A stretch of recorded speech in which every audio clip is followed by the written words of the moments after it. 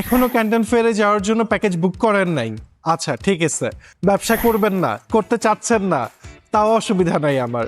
কিন্তু ভাই, যদি বাংলাদেশের মার্কেট থেকে বের হয়ে ডিফারেন্ট কিছু করতে হয়, তাহলে কিন্তু আপনাকে চায়নাতে যেতে হবে, কারণ ব্যবসার স্বর্গরাজ্য চায়না, যেখানে কিনা বাংলাদেশে প্রতি বছর 10,000 কোটি টাকারও বেশি পণ্য মানুষ নিয়ে আসতেছে।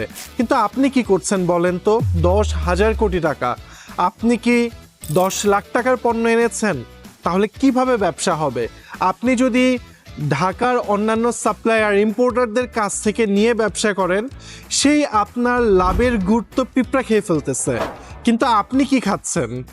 সেই লাভটা যদি আপনার শুরু থেকে পুরোটা নিজের কাছে ক্যাপচার করতে হয়, তবে আপনাকে যেতে হবে গুয়াংজুতে, চায়নাতে, স্পেশালি ক্যান্টন ফেয়ারে, যেটা কিনা ওয়ার্ল্ডের লার্জেস্ট ক্যান্টন ফেয়ার।